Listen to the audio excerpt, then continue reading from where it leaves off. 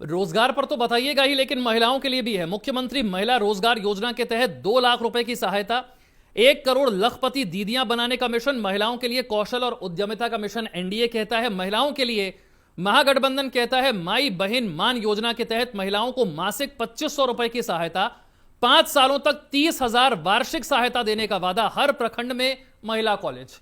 इसमें दम है। देखिए विशाल जी, एक महत्वपूर्ण बात है कि दो चीजें जारी हुई। एक तरफ है संकल्प पत्र, दूसरी तरफ जारी हुआ है पंचामृत गारंटी जो एनडीए ने किया है। तो मुझे लगता है कि पंचामृत का हम और आप चूंकि जानते हैं पंचामृत की क्या स्थिति होती है, कौशिक साहब भी जानते होंगे, मंदिर में जाते हैं पुजारी कितना पंचामृत गारंटी देता है, वो महत्वपूर्ण बात है। दूसरी बात, उसमें तमाम ऐसी चीजें कही गई, चाहे वो इंडिया गठबंधन ने कही हो या एनडीए ने कही हो। एक सबसे महत्वपूर्ण बात है कि वहां 55% लोग हैं बिहार में जो पलायन करते हैं, रोजी रोटी के लिए बाहर जाते हैं। क्या किसी भी राजनीतिक दल ने इस पे कोई चुनावी मुद्दा क्यों नहीं बनाया? जो वहां की मूलभूत समस्या है, नहीं, रोजगार तो देना उसी वही तो मकसद है। रोजगार देकर उनको पलायन से रोकेंगे ना। यही तो कह रहे हैं कि यही रोजगार मिलेगा तो पलायन क्यों होगा। तो पिछले 15 साल में देख लीजिए ना कितना रोक दिया आप। 15 साल से तो लगातार एक ही मुख्यमंत्री हैं। थोड़ी देर के लिए पार्टी उनकी बदलती रही लेकिन लगातार वही है। बहुत सारी आपने तमाम ऐसे वादे भी किए हैं कि आप जो है दरभंगा, पूर्णिया और जब तमाम जगह जो है नए एयरपोर्ट बनाएंगे, 10 जगह नए एयरपोर्ट की शहरों को जोड़ेंगे, लोकल स्थानीय स्तर पे जोड़ेंगे। तो आप आज की तारीख में केवल ये देख लीजिए, जब प्रदेश में आपकी सरकार है, देश में आपकी सहयोग से सरकार चल रही है, जब छठ पूजा होती है तो रेल में शौचालय में बैठकर जाता है बिहार का आदमी, दिल्ली से और दूसरे प्रदेशों से।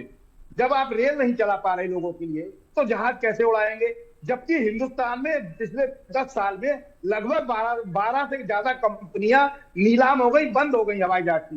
तो जो आदमी आप हवाई अड्डे बना के क्या करेंगे? मुझे लगता है उससे बिहार की जनता को अगर वाकई रोजगार देना है तो आपको इंडस्ट्री लगानी चाहिए तमाम। और एक महत्वपूर्ण बात, लखपति दीदी तो आप कई स्टेट राज्यों में चला रहे हैं। जरा डाटा उन स्टेटों का हमें यही दिखा देते कि इतने राज्यों में हमने कर दिया, वो भी नहीं कर पाए। बहुत सारी ऐसी चीजें हैं जिनको केवल जनता को गुमराह किया गया।